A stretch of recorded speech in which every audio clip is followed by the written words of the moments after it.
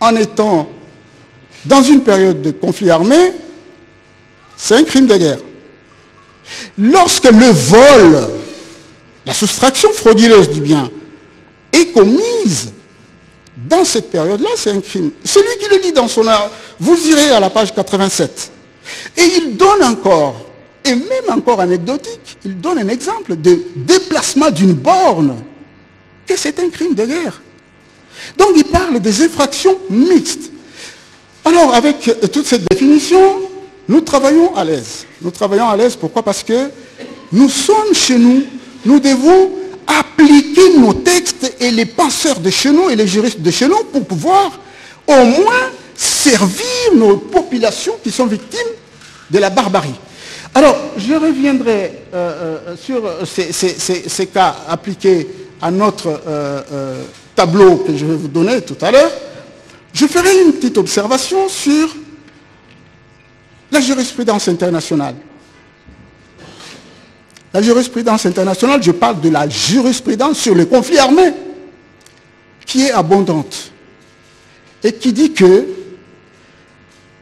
le conflit des droits internes, même si avec un groupe armé, parce que c'est notre cas aujourd'hui, peut être déclaré de conflit international. Pour une raison, parce qu'on le rapproche vers ce qualificatif de conflit armé à caractère international, parce que les règles qui émanent de cette qualification-là permettent une meilleure protection. Une meilleure protection, tout simplement parce que la violation de ces règles-là permet de retenir un crime de guerre facilement. C'est-à-dire lorsqu'on viole facilement les règles du droit international humanitaire, les règles du droit et des coutumes de la guerre, comme si la guerre était une activité légale, mais elle est contournée, pour qu'elle soit légale, contournée par des règles qui doivent obéir, c'est-à-dire que les belligérants doivent respecter ces règles-là. Alors, du coup, la jurisprudence internationale, j'enferme parce que je parle aux professionnels qui connaissent, la jurisprudence internationale nous dit qu'il faut une interprétation extensive. Monsieur le Premier Président, avant d'aborder la question de soumission, j'aurais souhaité vous parler de la documentation. La documentation, c'est la matière. La victime ne peut pas comprendre tout ce qu'on est en train de parler. Vous avez des victimes qui à peine pensent que celui qui les aide comprend déjà son problème et que lui, il n'avait qu'à remplir, à aller expliquer son problème. Il y a des victimes qui oublient. Il y a des victimes à force de révictimisation. La révictimisation, c'est-à-dire ils ont été, c'est le cas de ce tableau, ils ont été victimes une fois. Par exemple, il y a beaucoup de victimes de la guerre de 6 jours de Kisangani qui se sont retrouvés parce qu'ils sont chez eux au Congo, pour une raison commerciale, pour une raison ou autre, parents, famille, à Bukavu, à Goma, et vivent encore le même cauchemar. Et c'est le cas. Donc c'est la revictimisation. C'est une sorte de victimisation en boucle.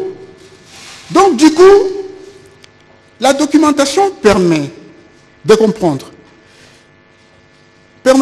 J'ai compris, Monsieur le Premier Président, quand vous avez soulevé qu'il pouvait aller s'adresser dans une autre cour en me donnant les conseils que j'ai bien accepté pour la cour et pour la cause et que j'informerai les victimes. Mais j'ai pensé automatiquement à une des règles qui s'appelle nebis in idem. Et c'est aux juristes de dire à la victime, lorsqu'il y a eu des affaires qui sont connexes et qui sont ouvertes, peut-être devant le même juge, ou peut-être pas, ou peut-être les mêmes auteurs qu'on n'a pas aujourd'hui, peut-être qu'on va les retrouver quelque part, qu'ils disent, mais oui, mais j'ai été jugé à la haute cour militaire à Kinshasa, mais pour moi, cette personne, parce qu'il y a les empreintes digitales, il y a le nom, il y a le prénom, il y a les récits qui peuvent revenir, cette personne ne rentre pas dans le champ de cette affaire. Donc cette règle nebis in idem nous permet de travailler. Mais ce qui m'intéresse ici, c'est le contexte de l'affaire. Lorsque nous documentons un cas, nous prenons un formulaire.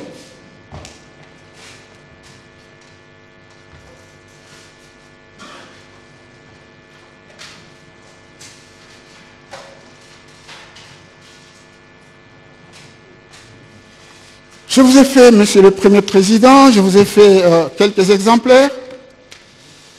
Et le tableau inachevé que je voulais compléter, c'était ça le sens de la demande.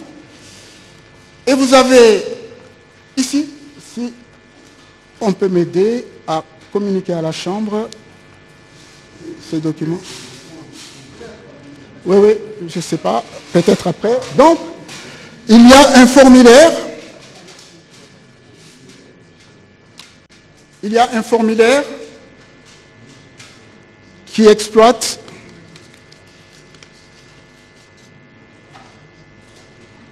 un formulaire de ce genre. Ce formulaire, il est discuté.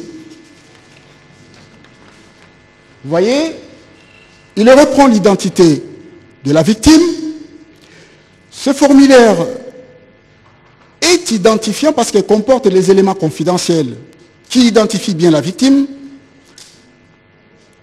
Ce formulaire situe la victime l'endroit où elle est, et ce formulaire reprend le récit que nous avons discuté tout à l'heure.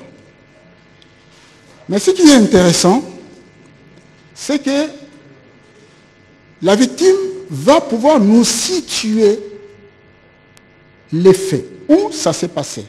Par exemple, on lui pose la question de savoir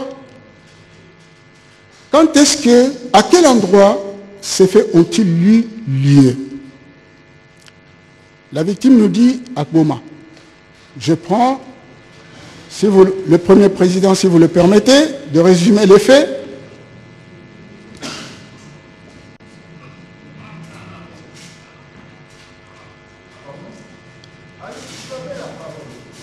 Par exemple, la victime habite la ville de Goma pour exercer son commerce. C'est un commerce de produits alimentaires. Elle vivait là-bas avec ses enfants. C'est en 2025. Elle a été victime de la perte de son père. Elle avait rendez-vous avec son père à un endroit dans Goma. On va éviter de donner les noms et les éléments identifiants, non loin de l'aéroport de Goma. Il n'a jamais retrouvé son père. Son père était parti pour trouver les informations de ces deux petits-enfants, c'est-à-dire les deux enfants, deux garçons de la dame, qui ont 19 ans et 22 ans. Ils étaient déjà enlevés, ça faisait quelques jours, et recherchés par la famille. Eh bien, madame la victime, qu'on appellera le dossier numéro 52, vous le verrez sur le document, n'a pas retrouvé ni son père, ni les nouvelles de ses deux enfants.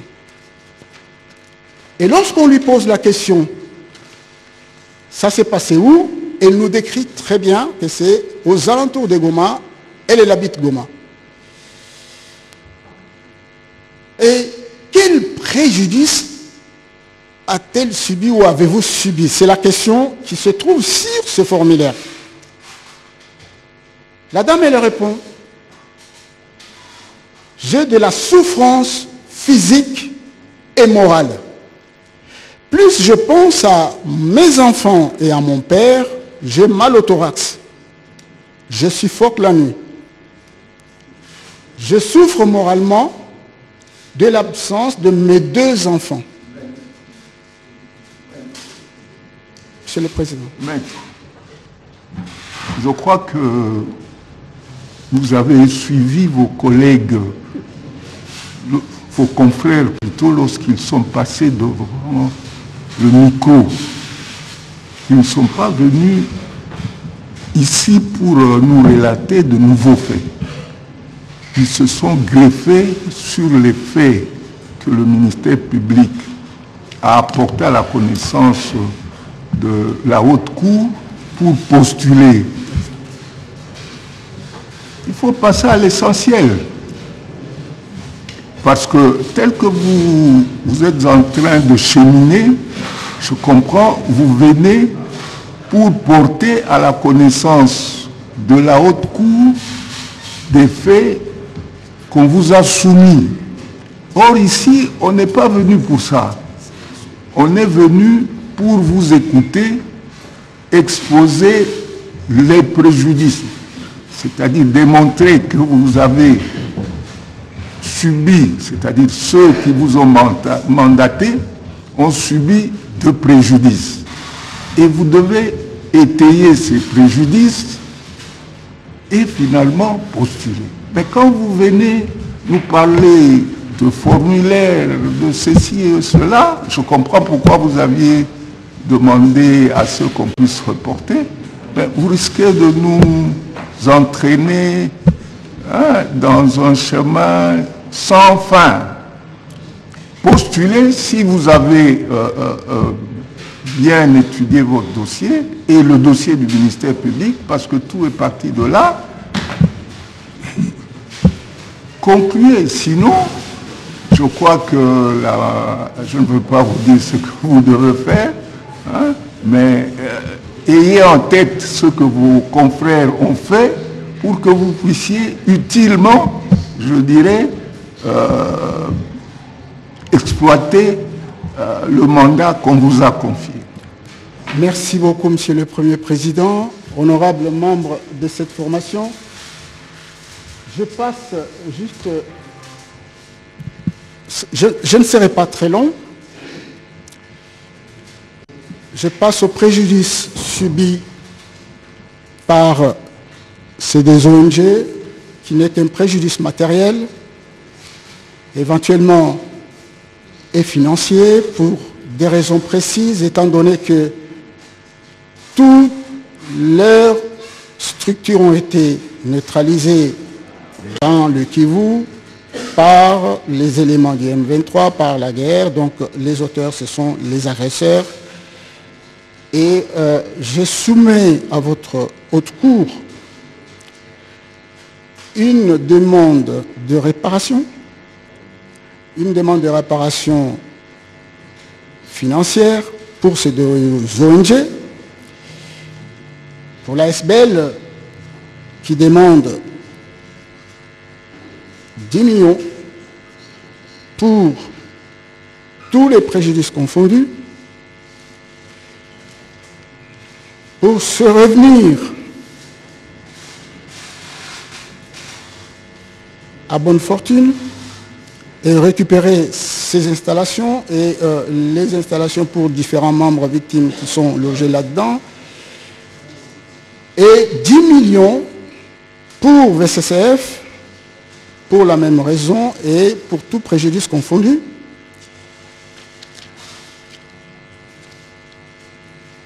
Et par ces motifs, sous toute réserve, demandons à ce que l'action soit recevable et jugée fondée. Ainsi, je dis. Je prends acte de vos conclusions et promets, et la haute cour promet d'en délibérer. Est-ce qu'il y a un autre avocat qui n'a pas encore pris la parole? S'il n'y en a pas, je passe la parole au ministère public.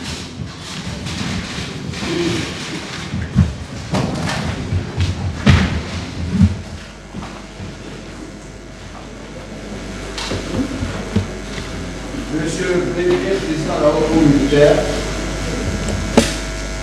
distingués membres de la composition, je vous remercie de m'avoir accordé la parole.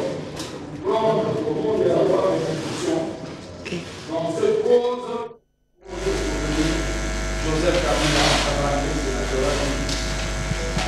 Mon réquisitoire de cheveux consiste ainsi de la diviser en 4 parties, à savoir le souhait de faire, la discussion en quoi, l'appréciation des preuves, à savoir les minutes, et enfin la définition des peines.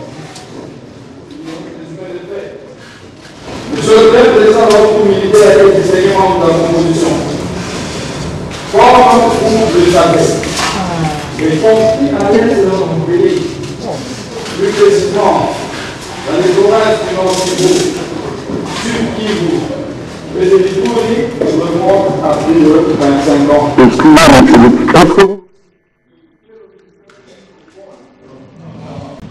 Monsieur le technicien, venez faire votre travail. C'est bon maintenant. Je peux reprendre. Je disais ceci. Monsieur le Président, l'ordre militaire du Seigneur membre de la Constitution, comme vous le savez, les conflits à l'est de notre pays, précisément dans les régions du Nord, du Sud, Kivu et Ituri, remontent à plus de 25 ans. Ils sont les faits des groupes armés nationaux et étrangers. Il cause massacre, pillage, destruction des infrastructures, violences sexuelles et déplacement des populations.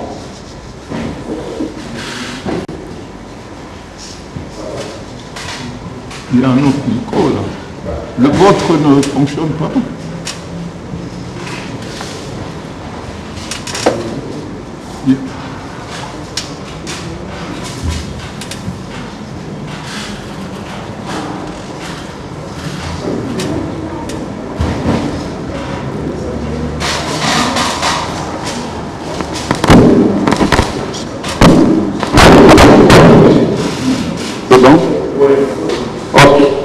Je disais qu'ils sont le fait de groupes armés nationaux et étrangers.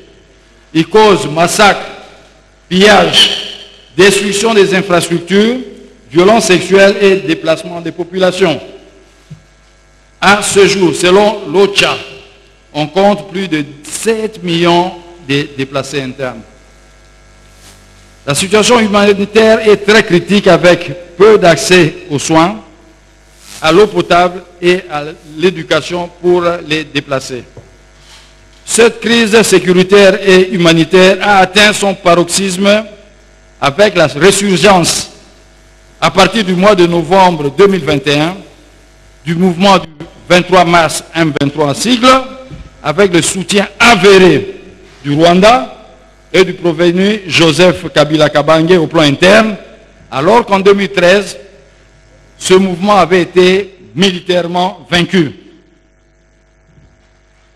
Avec le soutien actif des forces de défense du Rwanda, RDF en sigle, les terroristes du M23 vont prendre le contrôle de plusieurs localités dans le territoire de Rutshuru, Masisi, Nyiragongo et Walikale, plongeant ainsi ces zones dans une situation d'instabilité sécuritaire et de crise humanitaire. Le 13 juin 2022, la cité de Bunagana passe sous leur contrôle.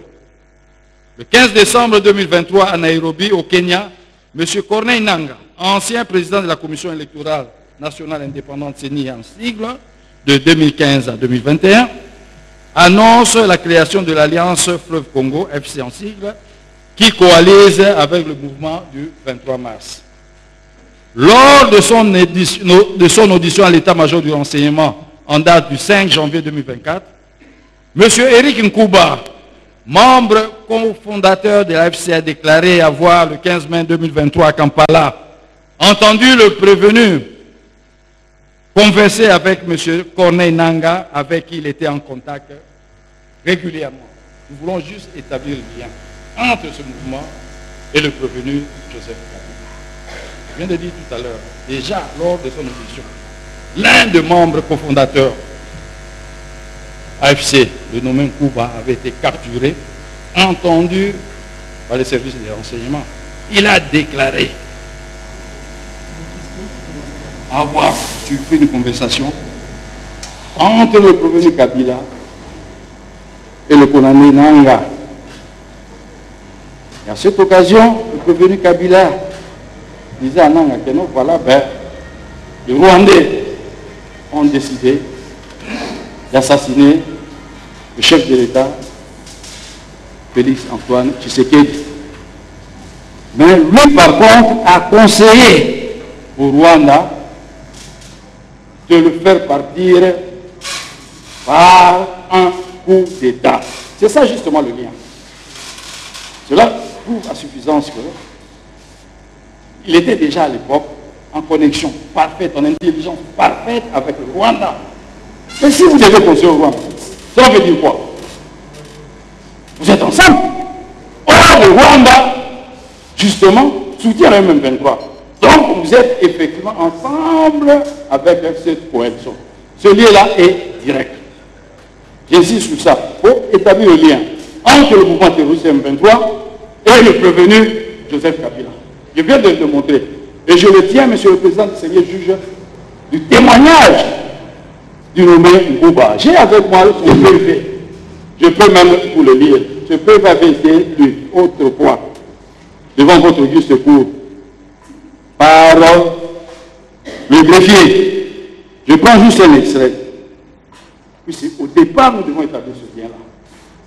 Puisque les gens ne racontent n'importe quoi. Mais nous nous basons sur des pièces fiables. Et peuvent être établies par les officiers police judiciaires. La question avait été articulée comme suit.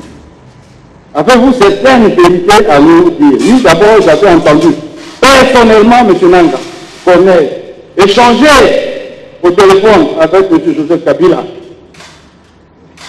Je précise même la date. Hein. Le 15 mai 2023 à Kampala, M. Joseph Kabila disait que le Rwandais avait un plan d'assassiner plutôt le président Félix Tshisekedi, mais il les a conseillé de ne pas le faire car il risque de sortir, je reprends ce qui est écrit, hein, un héros national. C'est mieux de faire un coup d'État pour le faire partir dans le calme. Ce sont des propos du nommé Nanga. L'officier du service public n'a rien inventé. Ce sont des pièces de justice. Ce sont des procès-verbaux qui font foi.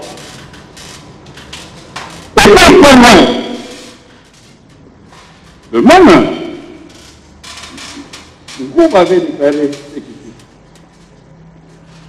C'est la question 14 du procès verbal établi au niveau de l'état-major renseignement. Quel est l'objectif de Nanga Corneille? Réponse, ce dernier travaille au profit de M. Joseph Kabila. Je n'ai rien inventé. Ce dernier travaille au profit de M. Joseph Kabila. Mais, parti civil ici, le monsieur n'est que coordonnateur. Mais au-dessus du coordonnateur, il y a un président. Donc, lorsque vous travaillez en faveur de X, donc c'est celui-là qui est votre patron. Et vous avez suivi, monsieur le président du Seigneur juge, les déclarations du ministre Nzangi, natif du coin, qui déjà en 2013 avait déclaré que le véritable patron du M23 n'est autre que le prévenu Joseph Kabila Kabange. Et cela lui a valu une arrestation. Il a été arrêté, poursuivi même, condamné pour, je crois, je suppose, je n'ai pas le dossier en main, pour propagation certainement de faux bruits. Aujourd'hui, l'histoire lui a donné raison. Et vous avez suivi, avec image à l'appui, ces déclarations. Et le seul ministre est en vie, il est ici. C'est ça le lien. Donc c'est un élément important, démontrer le lien entre ce mouvement avec le prévenu, tout comme avec le Rwanda.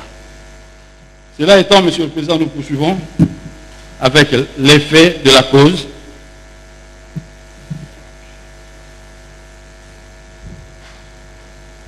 Au cours de leur entretien, Rinkuba a attendu le prévenu confier à son interlocuteur précité que le Rwanda avait un plan visant l'assassinat de son Excellence Félix Antoine Tshisekedi Chilombo, président de la RDC. Mais lui avait conseillé au Rwanda la non-exécution du dit plan qui allait faire de la victime un héros national. Il fallait plutôt le chasser du pouvoir par un coup d'État. Nous déduisons des déclarations de M. Rinkuba que le prévenu entretenait des intelligences avec le Rwanda puissances étrangères hostile à notre pays et qu'ensemble avec Orné Nanga ainsi que d'autres membres de la coalition AFC M23, le prévenu envisageait de renverser par les armes le régime constitutionnel en place. Forte du soutien du Rwanda et du prévenu, la coalition M23-FC a commencé à s'aimer morts, viols, pillages, destruction et autres actes inhumains dans les provinces du Nord Kivu et du Sud Kivu. Le 3 mai 2024, la coalition M23-AFC lance une attaque aérienne ciblée par le largage de 5 bombes dans le camp des déplacés de Lushagala et de Mungunga, qui causa des pertes en vie humaine de 31 personnes, en l'occurrence les nommés Jafet Bienda, Nyarasabinana Bonye, Bébé Masseri, Bébé, donc ce sont des bébés qui ont été massacrés suite au largage de cette bombe-là au camp des déplacés de Lushagala.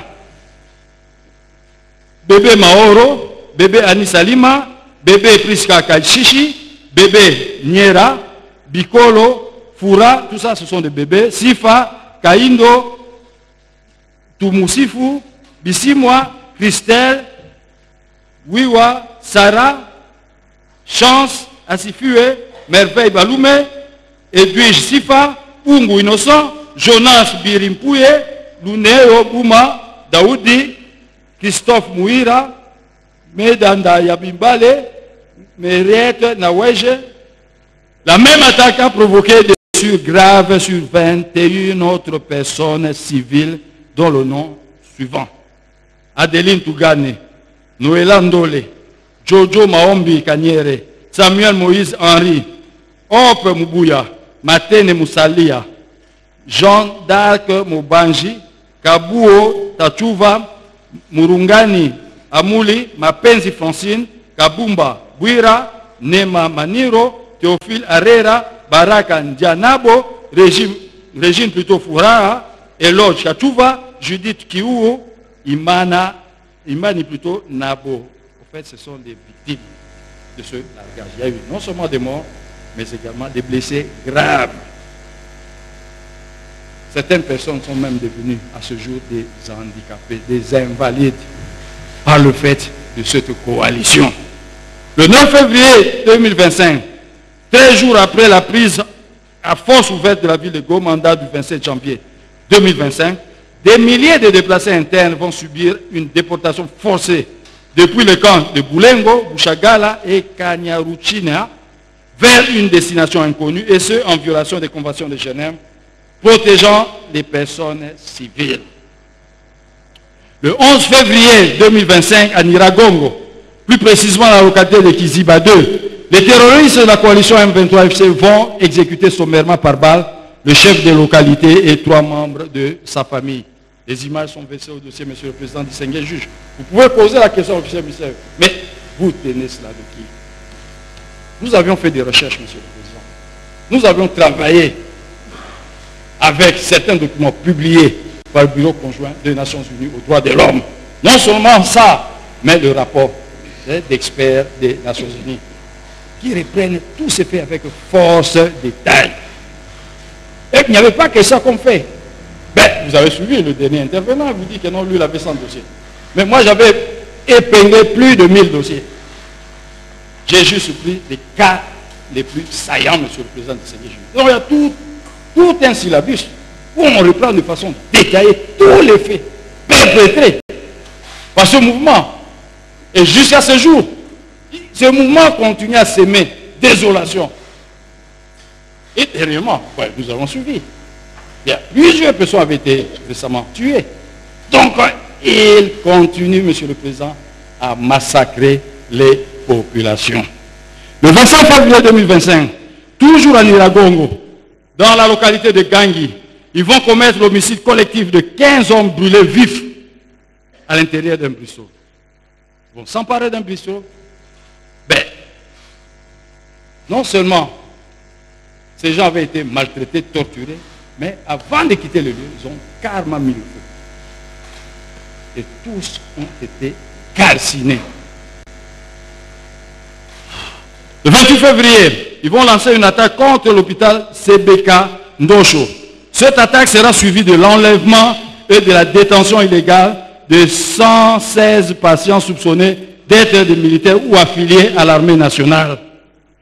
Ben, Monsieur le Président, je tiens cela de qui? Du haut commissaire aux droits de l'homme. Ça ne vient pas de moi, Monsieur le Président, je n'ai rien inventé. Je n'ai pas l'habitude d'inventer, Monsieur le Président, puisque la charge du rapport incombe à l'officier du ministère public que nous sommes. Ben, ici, j'ai d'abord le rapport. C'est le Conseil de sécurité.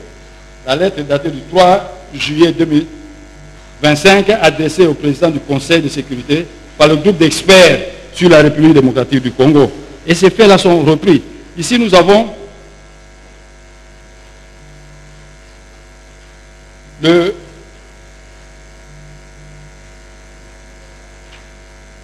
la note du haut commissaire aux droits de l'homme. Et il fait également état justement de cet enlèvement. C'est écrit quelque chose. Voilà. On reprend tous ces faits-là. Voilà. Voilà ce qu'il dit. Hein. Un exemple particulièrement choquant. Dans la nuit du 28 février, des combattants du M23 ont attaqué 2 hôpitaux à Goma, l'hôpital de Ndosho et l'hôpital de Île Africa. D'après les informations reçues, ils auraient tiré à l'intérieur du bâtiment et enlevé 121 patients, les accusant d'être des soldats congolais ou des membres de milices Ouazalendo. La plupart de ces personnes restent introuvables à ce jour. La plupart de ces personnes restent introuvables à ce jour. Cela veut dire quoi? Mais elles ont été carrément massacrées, tuées. Ça, c'est une sorte d'euphémisme. Il n'a pas voulu dire que non, voilà, ils ont été tués. Il dit tout simplement, la plupart de ces personnes demeurent introuvables jusqu'à ce jour. Voilà. Il voulait en réalité dire qu'ils ont été massacrés. Mais comme c'est un diplomate, ben, il s'est réservé, Monsieur le Président du Sénat. Jusqu'à ce jour, ça fait combien de temps? Depuis le mois de février, jusqu'à ce jour. Ces personnes demeurent introuvables. Pour l'organe de la loi, ces personnes ont été bel et bien massacrées. Je poursuis, Monsieur le Président du Seigneur juge. Le 11 mars 2025, un mois après la prise en force ouverte de la ville de Bukavu, le 11 février 2025, 5 éléments de la coalition FCM 23 vont violer, en présence de son fils, une femme, précisément au camp militaire Sayo. Ben, ils ont maîtrisé la famille et ils vont se permettre de violer une dame en présence de son fils. Mais ça, c'est traumatisant pour l'enfant. L'enfant va garder des blessures intérieures. Même cette dame-là, ben, vous connaissez les conséquences du viol. Cela pourrait entraîner un rejet au niveau de la société. Surtout par rapport à nos coutumes. Il dit, ben, celle-là, en fait, elle a été violée. Vous comprenez, monsieur, ce sont des faits extrêmement graves. Et le 13 mars 2025, des éléments de la coalition FCM 23 vont torturer un homme âgé de 22 ans, le suspectant d'être en contact avec les FARDC. Le 18 mars 2025, ils vont à Bukavu violer une femme lors d'une excursion effectuée dans le centre médical d'Irambo. Dans un centre médical, une malade. On entre dans le centre, monsieur, on s'empare de la dame et on lui impose des relations sexuelles. C'est de l'animalité, comme l'a si bien dit un des avocats de l'État. Le 22 juin 2025, ils vont dans le territoire de Walloum, plus précisément à Mounzis, commettre l'homicide intentionnel de 17 civils, dont les 10 ci-après ont été identifiés. Taori Ulikatema Mugula, David Bissimo Zidane, Pindolo Wangisho, Mwene Katema, Pascal Bikalira, Lusinga, Murengwa, moi, Bugore, Machanza Sikuli. Le 23 février 2025, alors que les voix s'élevaient de partout pour condamner les actes cruels susdécrits, perpétrés par les terroristes de la coalition FCM 23, dans les villes et territoires passés sous leur contrôle, le prévenu va accorder au journal sud-africain Sunday Times une interview au cours de laquelle il va soutenir que le mouvement M23 représente les aspirations du peuple congolais. Et c'est à tort que le gouvernement de RDC le considère comme un mouvement anarchique sans revendication légitime, aux marionnettes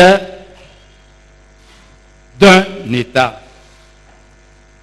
Cela ne vient pas de nous, cela vient de la bouche du prévenu Joseph Kabila Kabange au cours d'une interview accordée au journal sud-africain Sunday Times. Et il a dit, Monsieur le Président, distingué juge. Donc, il a soutenu que ce mouvement représentait les aspirations du peuple congolais. Ça, c'est également un lien, Monsieur le Président.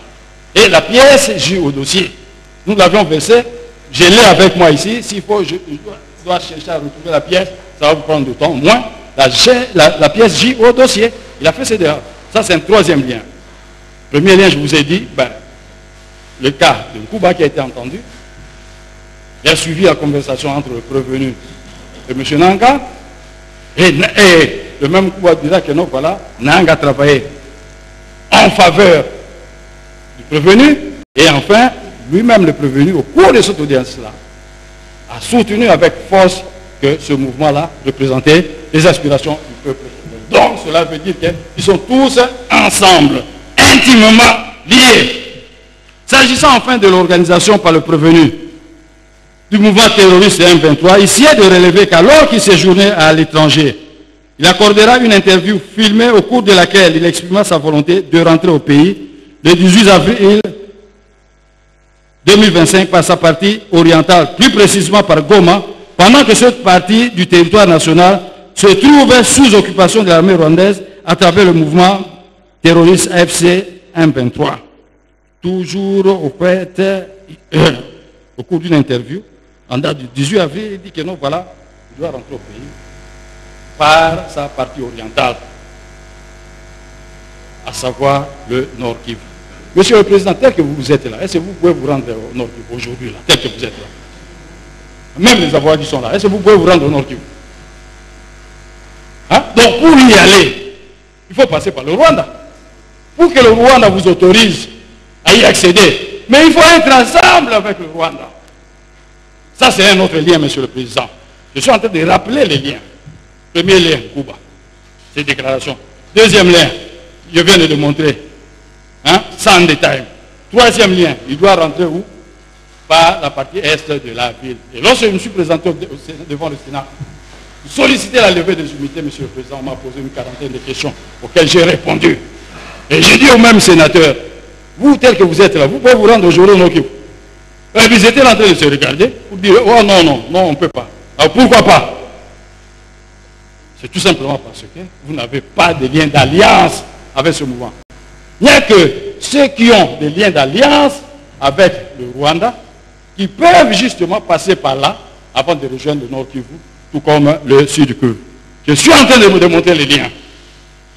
Je poursuis.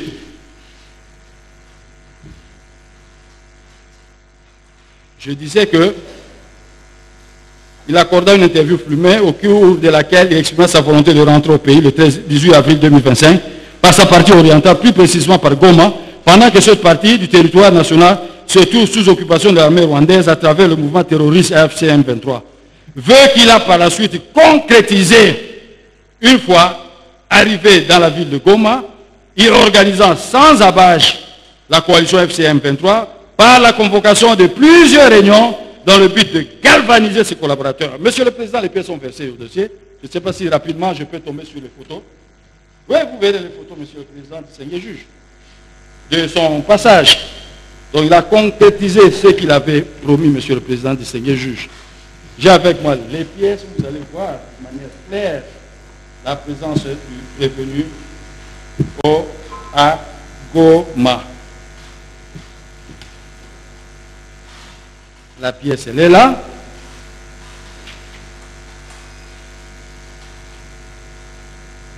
Et voilà. Les photos sont là. Hein? Le prévenu est là. Ainsi que ses alliés. Vous voyez un peu Nanga.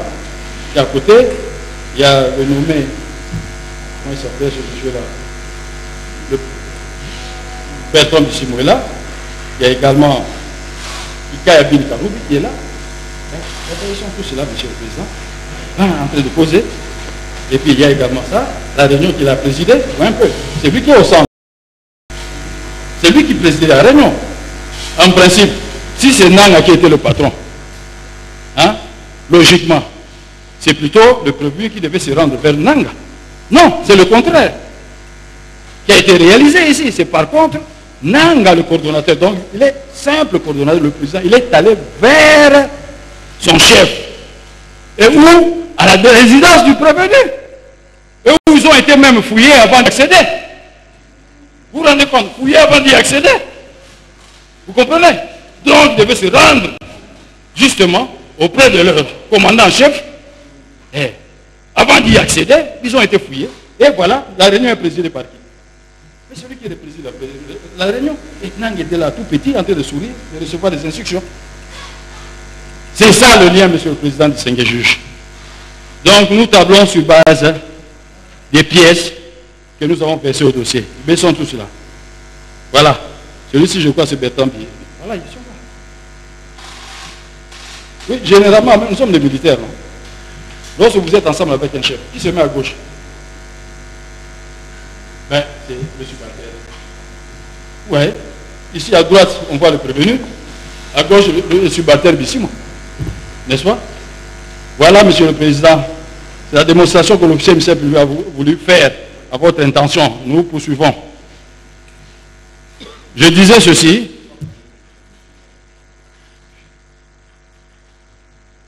Il a organisé sans abâche, en fait, il s'est rendu à Goma et il a organisé sans abâche la coalition AFC M23 par la convocation de plusieurs réunions dans le but de galvaniser ses collaborateurs. De la ville de Goma, il s'est rendu au centre d'instruction de Rumangabo, inspecter les troupes en formation. Vous vous rendez compte, monsieur le président? Il s'est rendu où? À Rumangabo, inspecter les troupes en formation. En tant que commandant en chef, il est allé inspecter les troupes en formation où? À Rumangabo.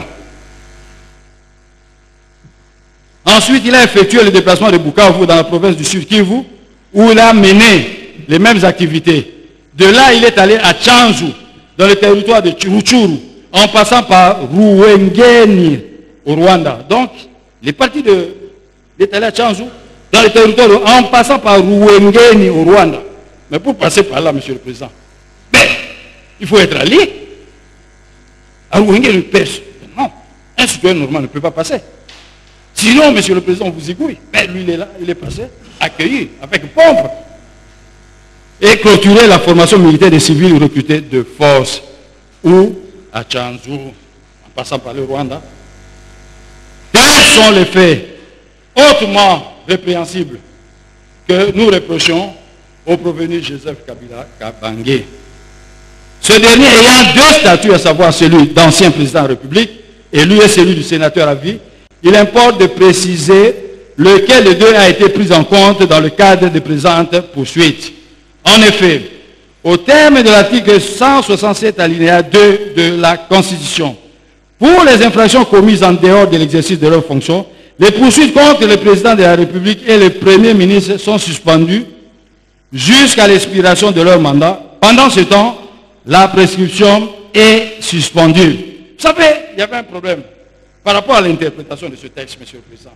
Puisque, au fait, même lorsque je suis retrouvé au Parlement, plusieurs questions m'avaient été posées, notamment en ce qui concerne le statut des anciens chefs d'État. J'ai avec moi ce statut. Il y a une disposition qui posait problème là.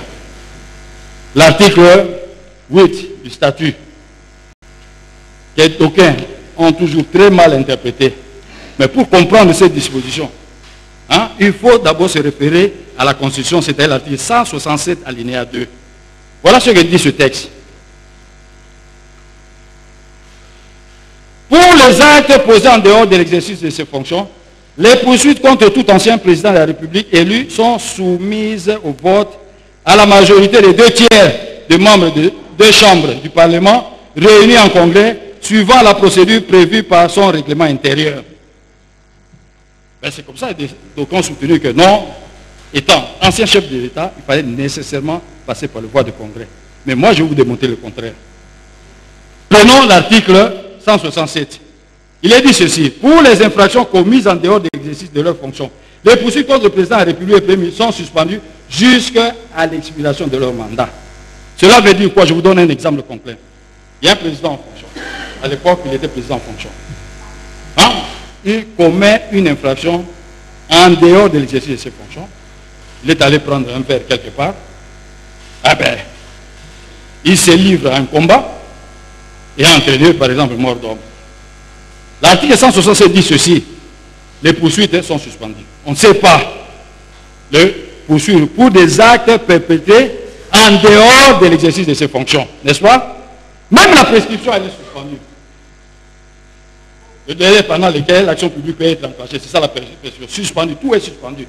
Mais c'est après ce mandat que les victimes peuvent se plaindre. Vous comprenez? C'est le sens de l'article 108, et plutôt 8. Donc, en dehors de l'exercice de ses fonctions. Mais ce n'est pas ça, monsieur le Président. Ça, c'est autre chose. Donc, c'était une interprétation incorrecte de cette disposition. L'article 8. Et puis, nous irons plus loin. Puisqu'on parle du Congrès, je vais le dire avec force de détail tout à l'heure. Il faut amener ce cas-là. Mais c'est pour des faits perpétrés en dehors de l'exercice de ses fonctions, alors qu'il est en fonction. C'est ça, en fait. Des faits perpétrés en dehors de l'exercice, alors qu'il est en fonction. Les poursuites sont suspendues. La prescription est également interrompue. Eh bien, c'est juste après qu'on peut engager des poursuites. Et ce sont ces faits-là qui doivent être posés devant le Congrès. Mais vous constaterez une chose. Les matières pour lesquelles le Congrès doit s'appuyer sont limitativement déterminées par la loi. Et vous constaterez, même dans le règlement intérieur du Congrès, on ne prévoit pas la levée des immunités. On ne prévoit pas. Alors le Congrès devait être convoqué pour faire quoi? Monsieur le Président du Seigneur juge. Donc c'était une loi sur mesure, hein, préparée pour les besoins de la cause, en vue de consacrer l'impunité. Donc c'est une loi anticonstitutionnelle même. Bon, ça c'est pas notre rôle. Hein. Nous ne sommes pas des juges constitutionnels. Nous ne sommes pas des juges constitutionnels. Voilà, c'est la démonstration que j'ai voulu, au fait, vous donner. Et je vais expliquer maintenant. Dans les cas soumis à votre examen, les faits pour lesquels nous avions sollicité la levée des immunités, dont jouissait le prévenu Joseph Kabila, sénateur à vie, n'ont pas été commis en dehors de l'exercice des fonctions pendant la durée de son mandat en tant que président de la République. Ils ont été perpétrés longtemps après la cessation de ses fonctions du président de la République, donc en qualité de sénateur à vie, titre lui reconnu par l'article 104 alinéa 7 de la Constitution. Par voie de conséquence, les dispositions de l'article 8 de la loi numéro 18/021 du 26 juillet 2018 portant statut des anciens présidents de la République élus ne doivent pas lui être appliqués. Et c'est pour deux raisons résultant d'une part de l'article 119 de la Constitution que nous venons de lire et d'autre part de l'article 8 de la loi relative au statut des anciens présidents de la République.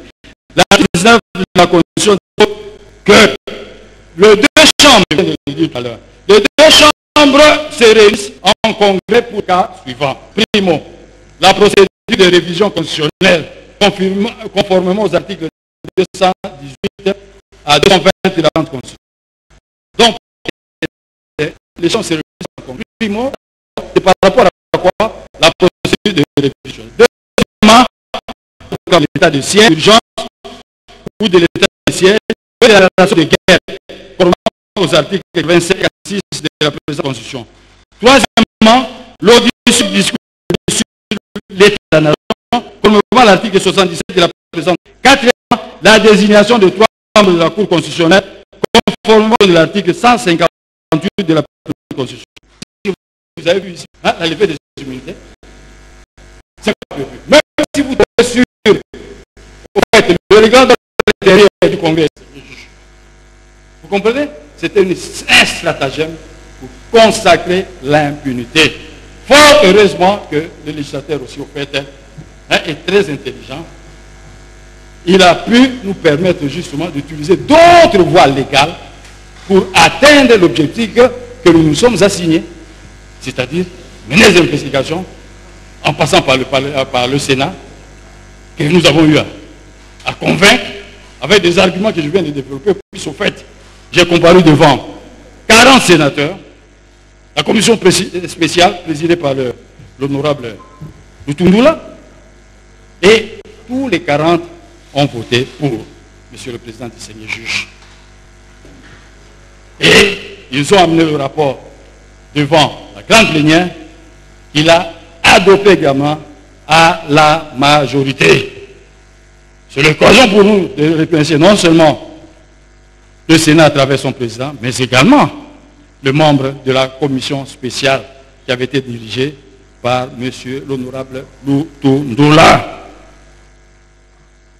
Je poursuis, Monsieur le Président. Et l'article 8 de la loi du 26 juillet portant statut des anciens présidents de la République dispose, pour les actes posés, dont j'ai déjà expliqué, en dehors de l'exercice de ses fonctions, les poursuites contre tout ancien président, et lui sont soumises au vote à la majorité de 2 tiers des membres de 2 chambres du Parlement réunis en congrès suivant la procédure prévue par son règlement. Quand vous lisez le règlement, ce n'est pas prévu. Quand vous lisez les matières pour lesquelles, au fait, le congrès doit se réunir, c'est déterminé limitativement par la loi, l'article 119 de la Constitution, c'est 4 points. On ne parle pas de la levée des humilités. Le règlement intérieur du Sénat, en son article 144, a intégralement repris les dispositions de l'article 119 précité de la Constitution. Donc le Sénat, à travers son règlement, l'article 119 précité, a repris justement l'article 119 précité de la Constitution. C'est-à-dire où on reprend de façon limitative les cas pour lesquels le Congrès doit se réunir. Nous trouvons en face des faits que le prévenu Joseph Kabila a commis pendant qu'il est sénateur à vie. Seul le Sénat peut compétemment lever ses immunités en vertu de l'article 107, alinéa 2 de la Constitution. En son article 11.24 et 25, le Sénat a intégré la disposition constitutionnelle sus-évoquée. Monsieur le Président distingué juge, tels sont les faits reprochés au prévenu Joseph Kabila Kabambe, qu'il est chez désormais de discuter en droit. Nous passons maintenant à l'examen en droit de tous ces faits. Confrontés au droit, les faits ci-dessus articulés sont constitutifs des infractions ci-après. Crime de guerre prévu et puni par l'article 223 du Code pénal congolais tel que modifié et complété par la loi numéro 15/22 du 31 décembre 2015, apologie des actes d'atteinte aux intérêts fondamentaux de la nation, des actes de terrorisme et de crimes contre la paix et la sécurité de l'humanité, prévus et punis par l'article 206 du Code pénal militaire. Trahison prévue et punie par l'article 182.1 du Code pénal congolais tel que modifié et complété à ce jour. Complot prévu et puni par les articles 196 et 213 du Code pénal congolais tel que modifié et complété à ce jour. Et la participation à un mouvement insurrectionnel prévu et puni par les articles 136 et 139 du Code pénal militaire. Analysons chacune de ces infractions l'une après l'autre. Primo, les crimes de guerre, article 223 du Code pénal congolais, tel que modifié et complété par la loi numéro 015/2022 du 31 décembre 2015. Au fin de la loi ci-haut citée, on entend par crime de guerre des infractions graves aux conventions de Genève du 12 août 1949 à travers l'un quelconque des actes ci-après lorsqu'ils visent des personnes ou des biens protégés par des conventions de Genève. A. L'homicide intentionnel plutôt. B. La torture ou les traitements inhumains, cruels ou dégradants, y compris les expériences biologiques, le fait de causer intentionnellement de grandes souffrances ou de porter gravement atteinte à l'intégrité physique, mentale ou à la santé. C. La destruction ou l'appropriation des biens non justifiés par des nécessités militaires exécutées sur une grande échelle de façon illicite et arbitraire. D. Le fait de contraindre un prisonnier de guerre ou une personne protégée à servir dans les forces d'une puissance ennemie. C'est le cas notamment, Monsieur le Président, on a carrément pris de force certains jeunes pour qu'ils aillent servir dans une puissance, dans une armée étrangère. Et ils sont même formés au Rwanda, de force. C'est un crime de guerre. Le fait de contraindre un prisonnier de guerre ou une personne protégée a servi dans les forces d'une puissance ennemie. C'est le cas d'espèce, Monsieur le Président. Le fait de priver intentionnellement un prisonnier de guerre ou toute autre personne protégée de son droit d'être jugé régulièrement et impartialement. Tous ceux qui avaient été arrêtés n'ont jamais été jugés, Monsieur le Président. Ils sont là, en train de couper dans les geôles du Rwanda, Monsieur le Président, distingué juge. La déportation ou le transfert illégal ou la détention illégale, j'en ai fait état tout à l'heure, lors du résumé des faits. Il y a toute une population qui avait carrément de force délocalisée. Et le haut commissaire aux droits de l'homme en a fait état dans son discours, Monsieur le Président, distingué juge. Les autres violations graves des lois et coutumes applicables au conflit armé international dans le cadre établi du droit international, à savoir l'un quelconque des actes ci-après. On les énumère, Monsieur le Président, distingué juge, jusqu'au point, je vous fais grâce, de la lecture de tous ces actes-là, je vous renvoie au texte. Je vous renvoie au texte, Monsieur le Président, pour l'économie du temps. Je vous renvoie au texte, comme je l'ai dit tout à l'heure, c'était la loi 015/22 du 13 décembre 2015, qui définit les crimes de guerre et qui énumère les actes considérés comme crimes de guerre. Donc je vous renvoie au texte de loi pour que nous puissions gagner du temps. Mais tout est repris dans mon réquisitoire, Monsieur le Président, distingué juge.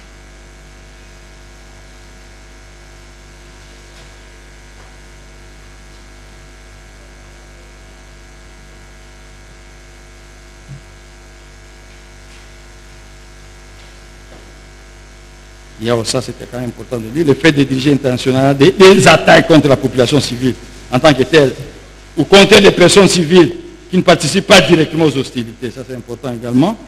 Je vous renvoie, Monsieur le Président, justement à ce texte-là.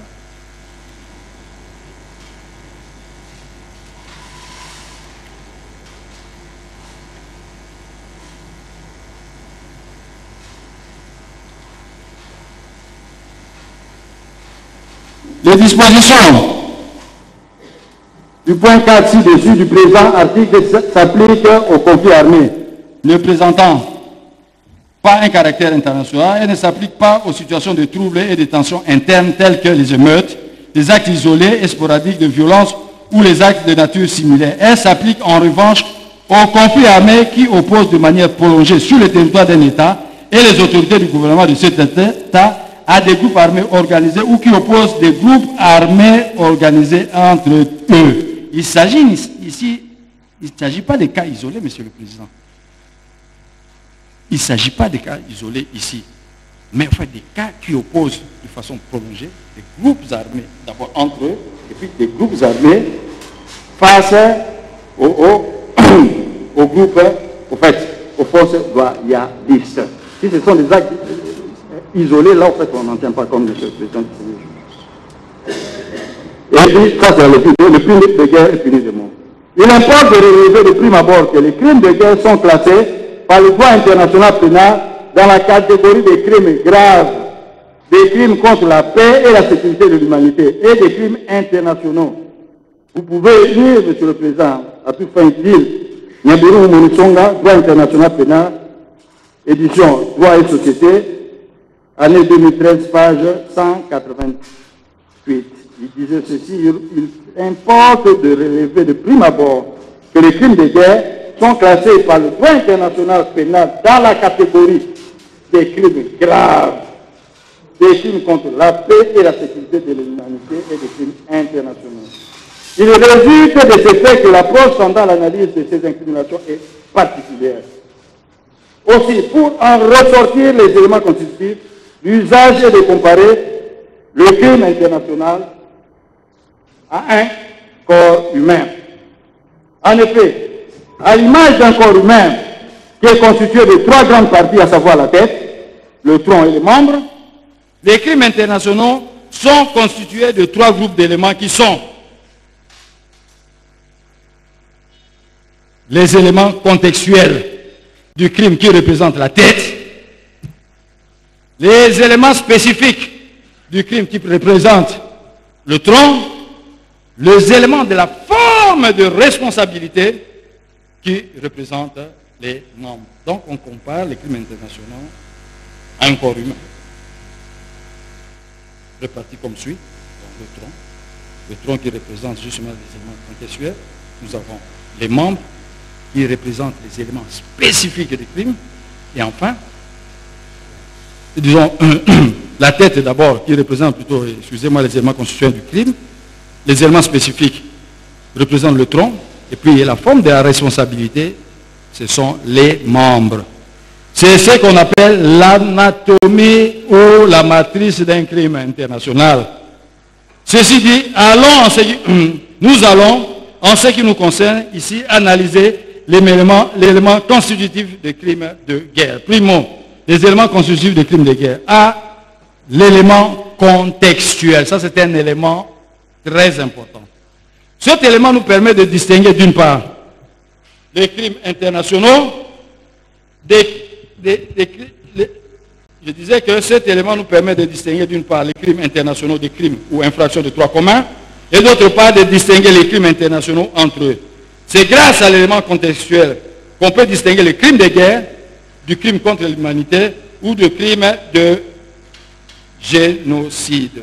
Il s'agit de déterminer les circonstances dans lesquelles ou à l'occasion desquelles les faits incriminés ont été commis.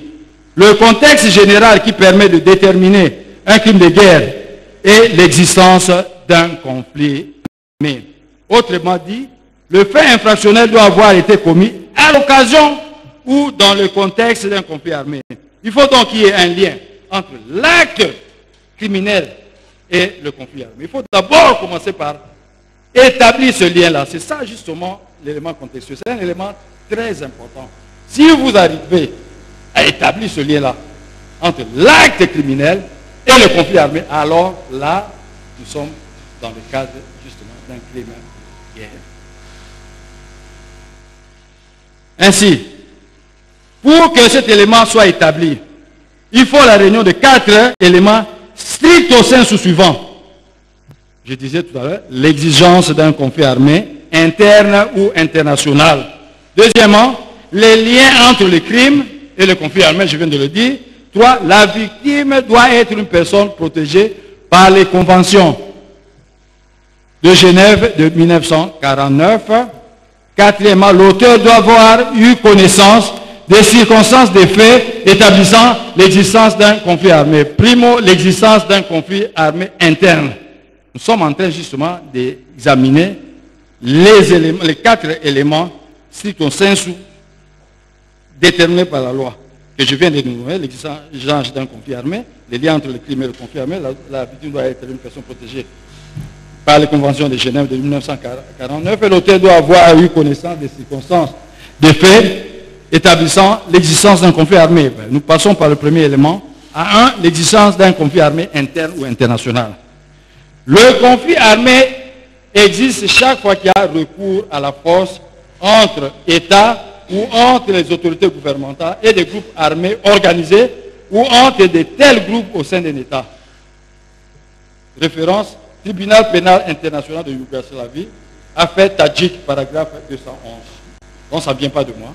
C'est la jurisprudence du Tribunal pénal international de Yougoslavie dans l'affaire Tadjik, paragraphe 211. La jurisprudence internationale relève que 2 critères doivent être pris en compte pour déterminer l'existence d'un conflit armé, à savoir l'intensité du conflit et l'organisation des parties. Donc il faut voir d'abord l'intensité du conflit pour déterminer l'existence d'un conflit armé et de 2, l'organisation des parties. Le conflit armé peut avoir un caractère international ou un caractère non international. Lorsque le conflit oppose 2 ou plusieurs groupes armés nationaux entre eux ou un groupe armé national avec l'armée régulière, on parle d'un conflit armé à caractère non international. C'est-à-dire le groupe armé international entre eux ou avec les forces gouvernementales. Ça, c'est fait justement un conflit armé non international.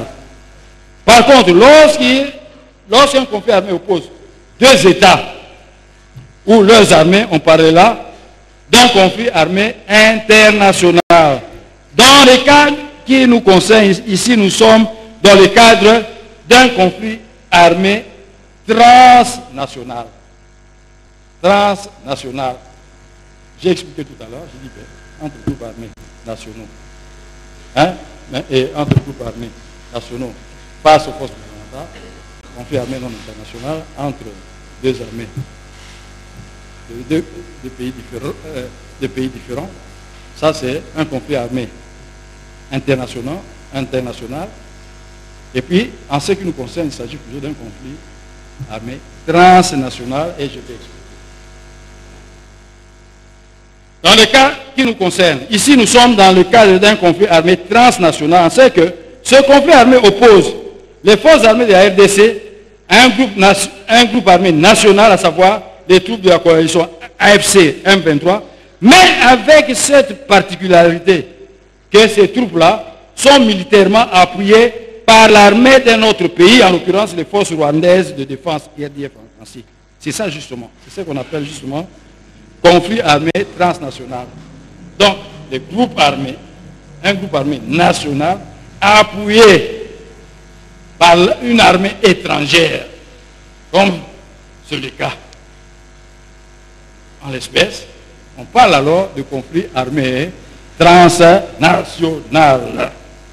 Nous devons rappeler que le conflit armé transnational est assimilé au conflit armé international. Pour déterminer l'existence d'un conflit armé, on tient compte de l'intensité du conflit et l'organisation des parties belligérantes. Le tribunal pénal international pour le Rwanda, affaire Bagalichema, TPI-Y, affaire L'image. L'intensité de ce conflit se traduit par sa durée dans le temps, soit, d'ailleurs, en fait, nous sommes en guerre depuis même plus de 25 ans. Mais nous avons pris la période de la résurgence de ce mouvement qui avait été défait depuis 2013. Je prends comme point de départ du journal la résurgence du mouvement. Ça durait dans le temps, soit de 2021 à ce jour. Donc l'intensité de ce conflit se traduit par sa durée. Eh bien, c'est une guerre qui a duré. L'ampleur de ses conséquences marquées par l'occupation par les rebelles de larges pans des territoires et le déplacement massif des milliers de personnes fuyant les zones de combat, tant ceux-ci sont intenses. Oui, effectivement, nous l'avions constaté. J'ai été à Goma, Monsieur le Président. Oh, il y avait des milliers de déplacés qui vivaient dans des conditions infrahumaines. Donc c'est ça justement l'un des éléments que je dis. L'intensité de ce conflit se traduit par sa durée, l'ampleur de ses conséquences, notamment le déplacement massif des milliers de personnes fuyant les zones de combat. Les dégâts matériels et les pertes en vie humaine occasionnées par ce conflit. Les dégâts sont légion. Les pertes en vie humaine, Monsieur le Président du Seigneur juge. Mais c'est au-delà. Plusieurs personnes ont été. On parle même de plus de 8 millions de personnes. Plus de 8 millions de personnes. Puisqu'il faut mener les enquêtes approfondies, Monsieur le Président, pour déterminer le chiffre exact des personnes fauchées. C'est ce qui démontre que il y a l'élément intensité est bel et bien établi. Quant à l'organisation des parties au conflit, il y a lieu de rappeler ici que le gouvernement congolais, bien qu'ayant engagé les moyens, tant humains que logistiques, le plus costaud dans ce conflit, il n'arrive pas à écraser cette rébellion à cause non seulement de l'appui des puissances étrangères qui l'ont doté des moyens matériels les plus sophistiqués, missiles sol-air, drones kamikazes, pour ne citer que cela. Est-ce que vraiment un groupe armé peut disposer de missiles sol-air? Un groupe armé, Monsieur le Président, ou de drones kamikazes? Non! Nous sommes en face d'une armée étrangère. Je disais ceci, ils sont appuyés par des puissances étrangères qui ont doté des moyens matériels les plus sophistiqués à ce groupe, tel que l'a reconnu le secrétaire général des Nations Unies, Antonio Guterres. Mais c'est suite également à quoi? Mais aussi par plusieurs cas de trahison interne. Plusieurs cas de trahison interne, je crois qu'il a été démontré. Quelqu'un qui travaillait justement dans le centre de coordination des opérations était un agent rwandais. Vous vous rendez compte? Je crois que vous le connaissez, Monsieur le Président du Seigneur juge. Vous vous rendez compte?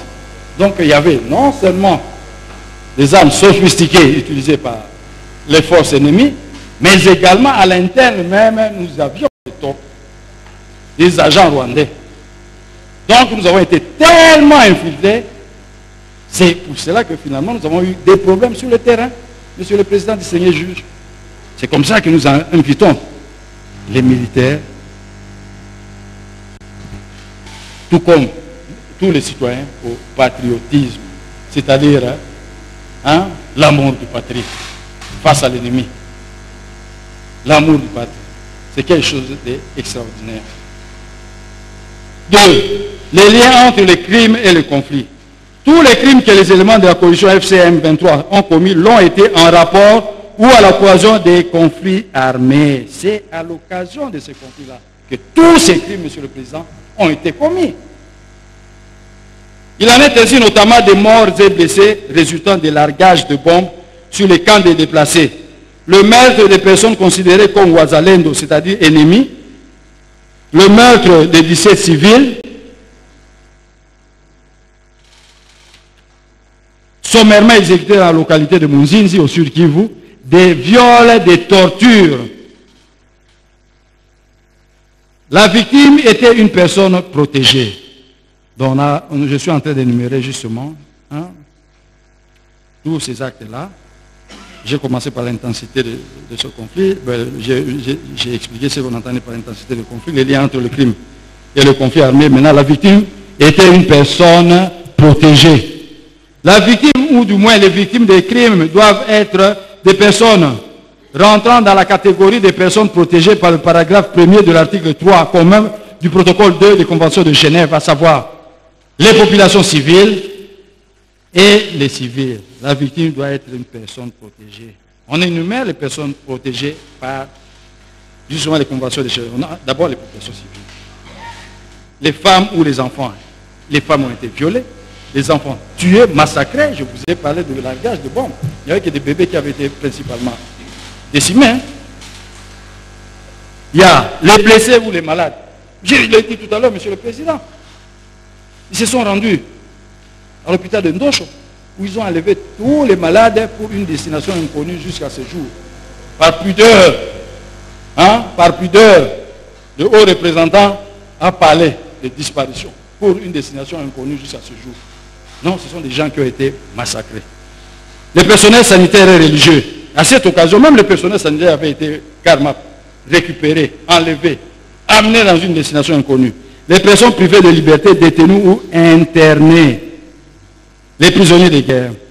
Bref, il s'agit des personnes qui ne participent pas au combat ou qui, ayant participé au combat, ne peuvent plus le faire pour avoir été mis hors combat pour raison de blessures, des maladies ou d'immobilisation par l'adversaire. Dans le cas d'espèces, les victimes des crimes commis par les terroristes de la coalition FCM 23, notamment le largage de bombes, dans le cas des déplacés. D'ailleurs, le rapport des experts est versé au dossier. Et ce rapport-là décrit un peu les circonstances dans lesquelles ces personnes avaient été tuées et massacrées. Et les blessés sont devenus pour la plupart des invalides. Je disais, dans le cas d'espèces, les victimes des crimes commis par les terroristes de la coalition FCM 23, notamment le largage de bombes dans les camps des déplacés, la déportation, le viol, les tortures sont des personnes civiles qui ne prenaient nullement part au combat. Les trois éléments que nous venons de voir forment l'actus reus ou les éléments matériels de l'élément contextuel.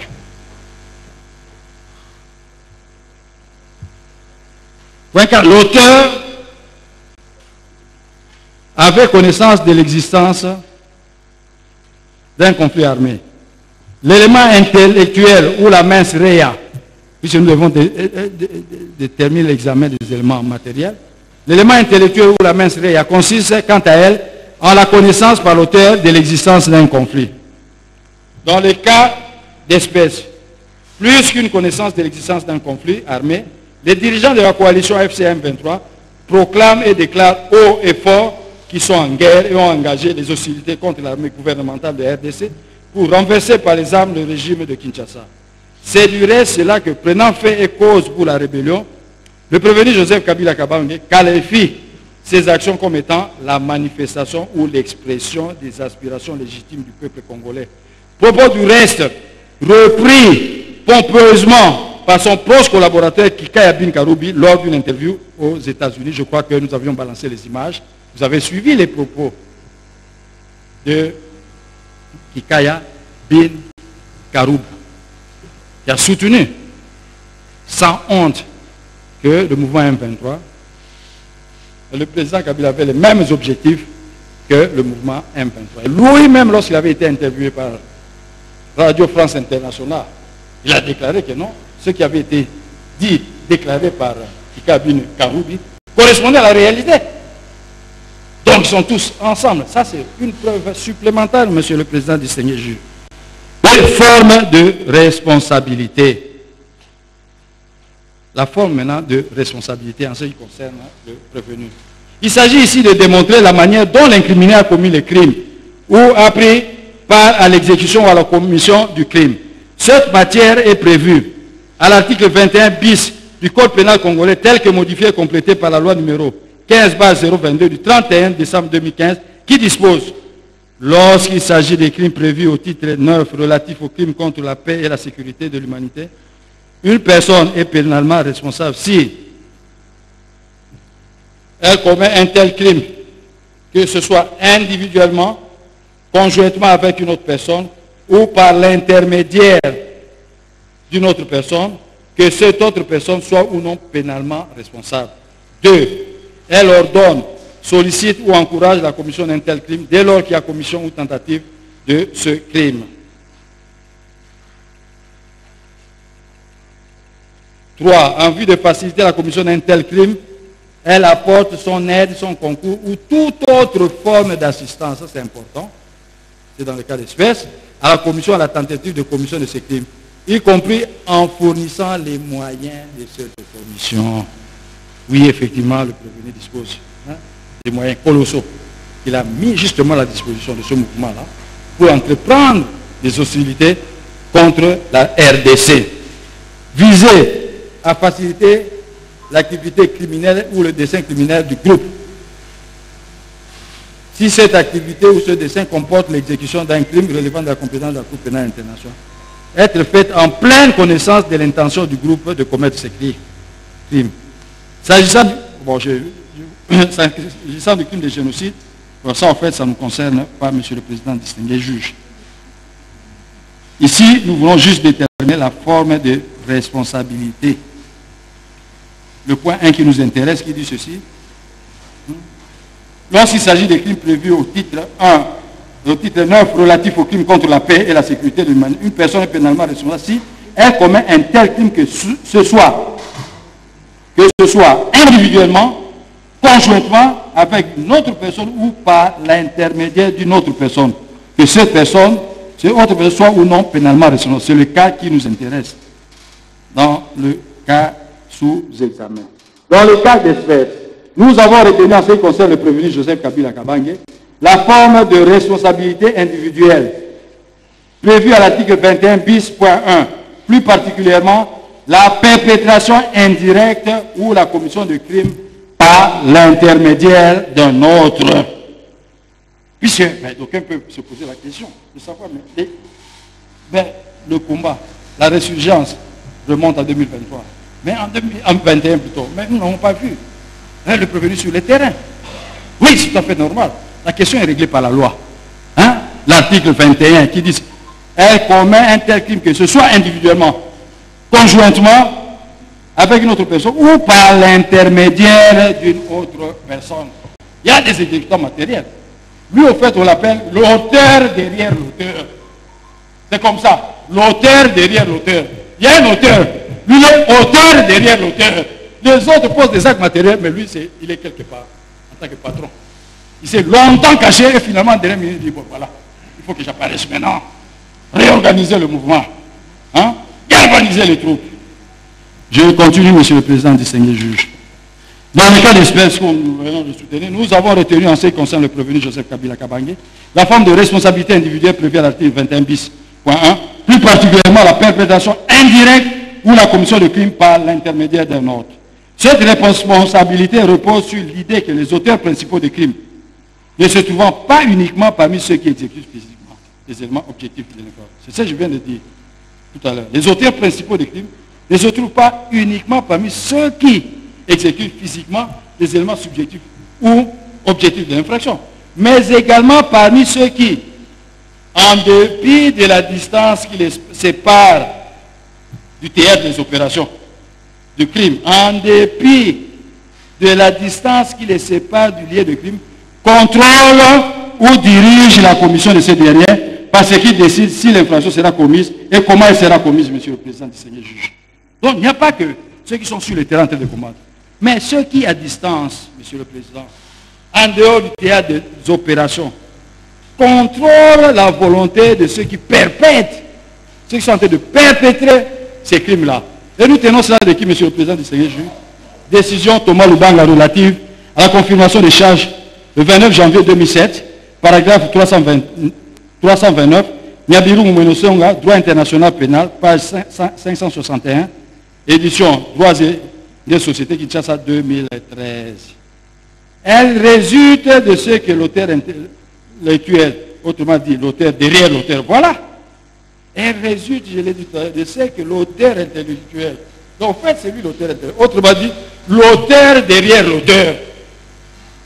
Vous voyez le M23 sur le terrain, la coalition est en train d'opérer, mais il y a un auteur derrière l'auteur, qu'on appelle auteur intellectuel. Et tout cela, en fait, je disais, elle résulte de ce que l'auteur intellectuel, autrement dit l'auteur derrière l'auteur, est responsable car il contrôle la volonté de l'auteur direct. Il est là en train de contrôler la volonté de l'auteur direct. C'est pour cela qu'on l'appelle l'auteur derrière l'auteur. Et vous pouvez lire, à toute fin utile, Nyabiru Moumenosonga, Obsite, page 566. Il est de ce fait possible que les deux auteurs soient pénalement responsables en tant qu'auteurs principaux. L'auteur direct, parce qu'il a exécuté les éléments subjectifs de l'étude et objectifs du crime. Je disais qu'il est de ce fait possible que les deux auteurs soient pénalement responsables en tant qu'auteurs principaux. L'auteur direct parce qu'il a exécuté les éléments subjectifs et objectifs du crime. Et l'auteur derrière l'auteur parce qu'il exerce un contrôle sur le crime, il exerce un contrôle sur le crime en contrôlant la volonté de l'auteur direct. Affaire procureur contre Germain Katanga et Mathieu Munjolo Chui, décision relative à la confirmation des charges, 30 septembre 2008, paragraphe 497, Nyabiru Moumenosonga, Obsite, page 567. Voilà le rôle joué par ici devant le prévenu. Il n'est pas là, par le prévenu fugitif. Il est l'auteur derrière l'auteur. Il est l'auteur intellectuel. Les autres, ce sont des exécutants matériels. Et que ce soit les exécutants matériels, tout comme l'auteur intellectuel, l'auteur de... Tous sont des auteurs. Monsieur le Président, distingué juge. Cette responsabilité pour être établie requiert la réunion des éléments matériels ou objectifs. Là, tout se réussit les éléments intellectuels ou subjectifs. Les éléments objectifs de la commission du crime par l'intermédiaire d'une autre personne. Il s'agit ici, comme nous l'avions déjà dit, des éléments matériels où l'acte serait de cette forme de participation criminelle. A. L'auteur intellectuel exerce un contrôle sur le crime en ayant le contrôle sur la volonté de l'auteur matériel ou sur le groupe. Cet élément est basé sur la relation hiérarchique entre supérieur et subordonné. Et nous venons de démontrer, effectivement, il y a ce lien-là de subordination entre le prévenu Nanga, le condamné Nanga et le prévenu Joseph Kabila. Je disais, cet élément est basé sur la relation hiérarchique entre supérieur et subordonné, l'auteur intellectuel étant supérieur et l'exécutant étant subordonné de par cette relation. L'auteur intellectuel doit s'assurer que les ordres donnés seront exécutés. Donc l'auteur intellectuel doit s'assurer que les ordres donnés seront exécutés. Raison pour laquelle, Monsieur le Président, il a décidé carrément de se transporter sur le terrain. Il voulait s'assurer que les ordres donnés seront effectivement exécutés. C'est ça justement le but de sa présence à Goma et au sud de Kivu. Tel est le cas en l'espèce de la relation entre le prévenu Joseph Kabila Kabange, sénateur à vie supérieure et auteur intellectuel, et Corneille Nanga et sa bande, la coalition FC, subordonnés et exécutants. Le prévenu est leur chef et il a autorité sur tout le groupe. Les faits ont été démontrés que non seulement il a le contrôle sur tout le groupe, mais aussi il a autorité sur tous les membres du groupe. En effet, tout coordonnateur, je l'ai dit plus haut, tout coordonnateur de la coalition FC M23 qui se doit être... On a vu Nanga se faire tout petit et effacé à l'arrivée du prévenu à Goma. Il s'est effacé pour faire place à ce dernier. Il devait, lui et sa bande, aller vers le prévenu, se soumettre au protocole de celui-ci, je l'ai dit tout à l'heure, se soumettre au protocole de celui-ci. Ils ont été fouillés, je vous ai dit tout à l'heure ici, ils ont été fouillés. Hein? C'était une fouille systématique. Ils se sont soumis au protocole de celui-ci, parce que tout simplement c'est ce dernier qui est leur boss et leur chef. Cela est du reste, comme je l'ai souligné plus haut, attesté par les déclarations limpides du condamné Eric Nkouba, membre cofondateur de la coalition AFC M23, faite devant l'officier de police judiciaire, la côte, vous l'aviez, monsieur le président du Sénat du B. L'auteur intellectuel entend, pour l'auteur direct, donc l'exécutant, ou le groupe de commettre des crimes. Étant dans une relation entre supérieur et subordonné, l'auteur intellectuel, le supérieur doit avoir la garantie que les ordres donnés par lui en tant que chef reconnu seront généralement exécutés par l'auteur direct ou le groupe. Il est essentiel que le chef ou le dirigeant exerce une autorité et un contrôle sur l'appareil et que cette autorité et ce contrôle soient manifestés dans l'exécution de ses ordres par ses subordonnés. Pour exécuter le contrôle, il peut engager des subordonnés, les former, leur imposer une discipline et leur fournir des moyens. Je disais, pour exécuter ce contrôle, il peut engager des subordonnés, les former. Oui, Nanga a été formé, monsieur le président, il faut leur imposer une discipline et leur fournir des moyens. Il a déboursé suffisamment de moyens pour soutenir cette guerre. Le M23 seul, vous ne pouvez pas, monsieur le président, soutenir cette guerre-là. Il fallait que le boss finance les opérations. Il s'est caché longtemps, pendant longtemps, et finalement il s'est dit non, cette fois-ci, je dois voir comment les exécutants matériels, les auteurs directs travaillent.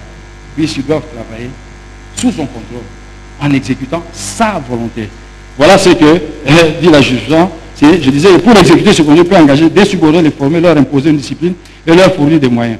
Affaire procureur contre Germain Katang et Mathieu Guncholo, décision relative à la confirmation des charges, 30 septembre 2008, paragraphe 712, cité par Niabiru Moumonesson, Opsite, page 870, édition Droits et Sociétés, Kinshasa, 2013. Dans le cas d'espèce, le prévenu Joseph Kabila, un des initiateurs et véritable patron de la coalition FC M23, comme l'a si bien indiqué le ministre Moïndo Nzangeli. Vous avez suivi son interview, monsieur le président, il était sur une pirogue, n'est-ce pas, en train de témoigner, monsieur le président du Sénat, et c'était ici, et nous l'avions tous suivi. Donc ça ne vient pas de l'officier monsieur public, ça vient justement du ministre Nzangi, un natif du coin, qui connaît, puis j'ai déjà assisté à une réunion, à laquelle le ministre Nzangi avait également assisté, monsieur le président, mais lorsqu'il décrit la situation du Nord Kivu, monsieur le président, vous pouvez même pleurer. Donc il maîtrise ce coin, et tous les recoins du Nord Kivu, monsieur le président, tous les mouvements qui opèrent sur le terrain. Non, c'est une personne, c'est fait. C'est un officiel qui a témoigné, monsieur le président. C'est un officiel qui a témoigné. Donc il faut prendre au sérieux ces déclarations. Je disais, dans le cas d'espèce, le prévenu Joseph Kabila, un des initiateurs et véritable patron de la coalition FCMV, comme l'a si bien indiqué le ministre Moïndo Nzangi, après avoir mis les moyens à disposition de ce groupe, lui a assigné une mission et précise certains devoirs à remplir.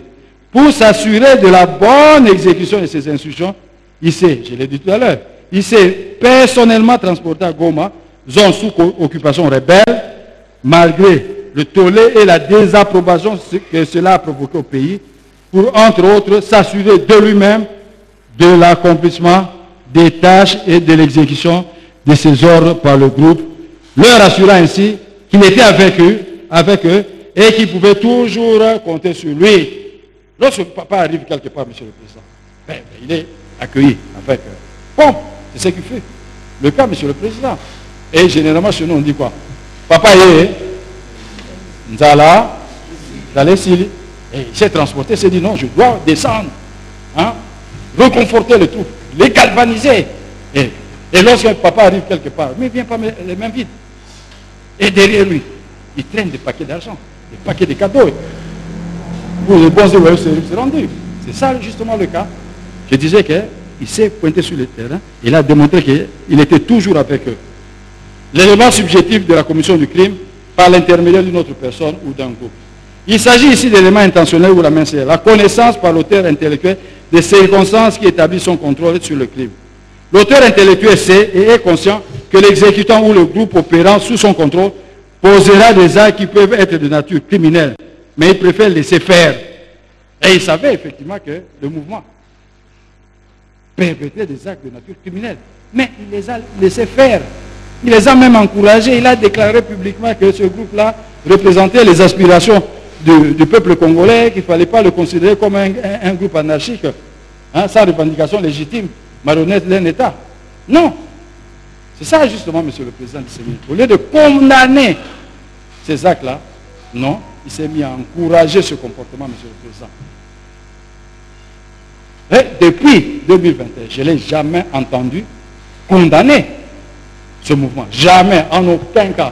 C'est tout simplement, plus on ne savait pas, mais c'est tout simplement parce qu'il était ensemble avec le groupe, Monsieur le Président du Seigneur juge.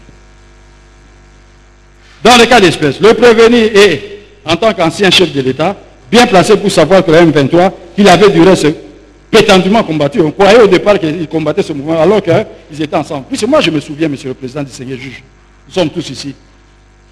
Le M23, il avait occupé Goma, n'est-ce pas? Lui, il était ici à Kinshasa. Il s'est déplacé. Je crois qu'il s'est rendu au Rwanda. Le lendemain, déjà, en fait, il commençait à se retirer. Cela veut dire quoi? Puis ils sont ensemble. Il dit, ben, occupez d'abord. Hein? Occupez. On va régler le reste après. Ils occupent. Ils se déplacent. Et le lendemain, ces gens-là se sont retirés. C'est pas d'eux-mêmes. Ce n'était pas d'eux-mêmes. C'est puisque lui, il est arrivé là-bas. Monsieur le Président du Seigneur juge. Il a préparé en âme et conscience ce service de ce groupe pour atteindre ses objectifs, à savoir le renversement du régime par un coup d'État, confère les dépositions du condamné Eric Ngoba. Il devra donc répondre de tous les actes criminels commis par Nanga et tous les groupes dès lors qu'il est établi que ce groupe opère sous son contrôle et son autorité. Il est de ce fait l'auteur intellectuel de tous les crimes commis par les éléments de la coalition FCM23 que nous avons retenus comme éléments spécifiques et que nous examinons ci-dessus. Ci-dessous plutôt. Éléments spécifiques de crimes de guerre commis par les éléments de la coalition FCM23, le crime de guerre stricto sensu. Maintenant, les éléments spécifiques. Les actes perpétrés sur le terrain que nous avions coulés sous forme d'actes d'accusation, Monsieur le Président. C'est maintenant que nous voulons examiner les éléments spécifiques. Ici, il s'agit des actes criminels commis par les éléments de cette coalition dans le contexte de conflit armé qui oppose la dite coalition à l'armée gouvernementale de RDC, les forces armées de la République démocratique du Congo et ou aux compatriotes Ouazaline. Ces actes ou éléments spécifiques sont punis par l'article 223 du Code pénal congolais tel que modifié et complété à ce jour. Ces faits infractionnels sont qualifiés de crimes de guerre parce que commis et liés au conflit armé. Donc ces faits sont qualifiés de crimes de guerre parce que commis et liés au conflit armé, comme nous l'avions décrit précédemment. Il s'agit, dans le cas d'espèce, de l'homicide intentionnel ou le meurtre, le viol, la déportation, la torture, les actes contre les biens protégés. Les mots, l'homicide intentionnel ou le meurtre comme crime de guerre, article 223.1 du Code pénal congolais tel que modifié et complété à ce jour. L'homicide intentionnel ou le meurtre est défini comme étant le fait de donner volontairement la mort à une personne vivante et humaine. Likulia Bolongo, droit pénal spécial, page 47, LJDG, Paris 1985. Comme cri de guerre, le meurtre requiert la réunion des éléments matériels et intellectuels ci-après.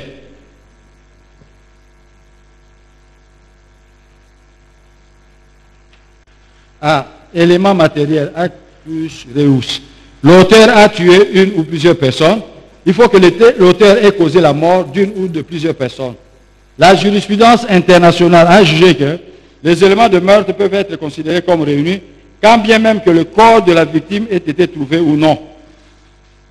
L'essentiel étant que même en observant, on aboutit à la conclusion que la seule plausible et raisonnable, la victime est morte. Ça, c'est très important. Pendant tout, nous avons énuméré le nom de